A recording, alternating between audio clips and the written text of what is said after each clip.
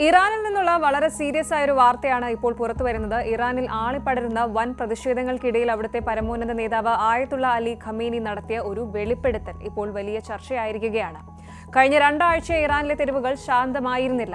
സാമ്പത്തിക പ്രതിസന്ധിയും ഭരണകൂടത്തിന്റെ കർക്കശമായ നിയമങ്ങളും കാരണം ജനങ്ങൾ തെരുവിലിറങ്ങിയിരിക്കുകയാണ്. ഇതിനിടയിലാണ് ലോകത്തെ ഞെട്ടിച്ചുകൊണ്ട് പ്രതിഷേധങ്ങളിൽ ആയിരക്കണക്കിന് ആളുകൾ കൊല്ലപ്പെട്ടതായി ഖമേനി ആദ്യമായി സമ്മതിച്ചിരിക്കുന്നത്. ഇത്രയും കാലം മരണസംഖ്യ പുറത്തുവിടാതെ ഒളിച്ചുവെച്ച ഭരണകൂടം ഇപ്പോൾ ഇത് തുറന്നു പറയാൻ നിർബന്ധിതരായിരിക്കുകയാണ്. ഇറാൻ സുപ്രീം ലീഡർ ഖമേനി ശനിയാഴ്ച നടത്തിയ പ്രസംഗത്തിൽ പറഞ്ഞത് കഴിഞ്ഞ 2 ആഴ്ചയായി നടന്ന കലാപത്തിൽ ആയിരക്കണക്കിന് ആളുകൾ കൊല്ലപ്പെട്ടു എന്നാണ്. ഇതാദ്യമായിട്ടാണ് ഇത്രയും വലിയൊരു സംഖ്യ ഭരണകൂടം ഔദ്യോഗികമായി അംഗീകരിക്കുന്നത്. പക്ഷേ ഇതിലൊരു ട്വിസ്റ്റ് ഉണ്ട്.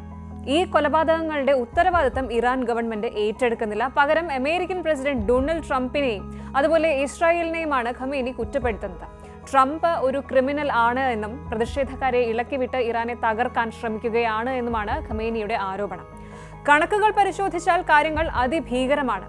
ഹ്യൂമൻ റൈറ്റ്സ് ഓർഗനൈസേഷൻസ് പുറത്തുവിടുന്ന റിപ്പോർട്ടുകൾ പ്രകാരം ഏതാണ്ട് 3000 മുതൽ 12000 വരെ ആളുകൾ ഈ കുറഞ്ഞ ദിവസങ്ങൾക്കുള്ളിൽ കൊല്ലപ്പെട്ടിട്ടുണ്ടാകാമെന്നാണ്.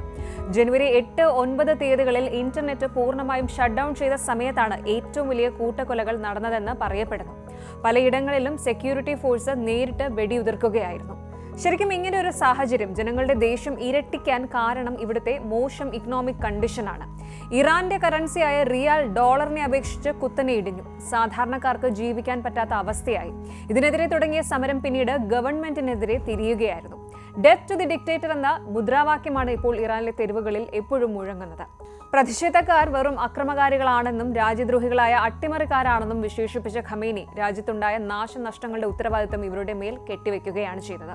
ഇവർ പള്ളികളും ഹോസ്പിറ്റലുകളും തകർത്തു എന്ന് ആരോപിക്കുന്നു. ഏതാണ്ട് 250 പള്ളികൾ പ്രതിഷേധക്കാർ കത്തിച്ചു എന്നാണ് ഗവൺമെന്റ് കണക്ക്. എന്നാൽ ജനങ്ങൾ പറയുന്നത് മറ്റൊന്നാണ്. തങ്ങൾ സമാധാനപരമായി പ്രതിഷേധിക്കുമ്പോൾ പട്ടാളം തങ്ങളെ ക്രൂരമായി നേരിടുന്നു എന്നാണ്. ഇപ്പോൾ ഇറാനിൽ ഒരു ഡിജിറ്റൽ ഡാർക്ക്നെസ് ആണ്. പുറം ലോകം ഒന്നും അറിയാതിരിക്കാൻ ഇന്റർനെറ്റ് ബ്ലോക്ക് ചെയ്തിരിക്കുകയാണ്. ഇന്ത്യ പോലും ഇറാനിലെ തങ്ങളുടെ പൗരന്മാരെ തിരിച്ചെത്തിക്കാനുള്ള നീക്കങ്ങൾ തുടങ്ങിക്കഴിഞ്ഞു. സ്ഥിതിഗതികൾ അത്രയ്ക്കും വഷളായിക്കൊണ്ടിരിക്കുകയാണ്. കാര്യങ്ങൾ ഇങ്ങനെയൊക്കെയാണ് എങ്കിലും ഇറാൻ ഗവൺമെന്റ് പറയുന്നത് ഇത് വിദേശ രാജ്യങ്ങളുടെ ഗൂഢാലോചനയാണ് എന്നാണ്. പക്ഷേ തെരുവിൽ മരിച്ചു വീഴുന്നത് സ്വന്തം ജനങ്ങളാണെന്ന സത്യം അവർക്ക് ഇനിയും ഒളിച്ചുവെക്കാൻ കഴിയില്ല. ഖമേനിയുടെ ഈ കുറ്റസമ്മതം ഒരുപക്ഷെ വരാനിരിക്കുന്ന വലിയ മാറ്റങ്ങളുടെ തുടക്കമാകാം. ഈ ഒരു വെളിപ്പെടുത്തൽ ഇറാനിലെ പ്രക്ഷോഭകാരികളെ കൂടുതൽ പ്രകോപിപ്പിക്കാനാണ് സാധ്യത. ഭരണകൂടം ജനങ്ങളെ കൊന്നൊടുക്കുന്നത് തുടരുമോ അതോ രാജ്യാന്തര സമ്മർദ്ദത്തിന് വഴങ്ങുമോ എന്ന് നമ്മൾ കണ്ടറിയണം. ഏതായാലും ഇറാന്റെ ചരിത്രത്തിലെ ഏറ്റവും രക്തരൂക്ഷിതമായ സമരമായി ഇത് മാറിക്കഴിഞ്ഞു. കൂടുതൽ വാർത്തകൾക്ക് News 18 Keralam YouTube channel subscribe ചെയ്യുക.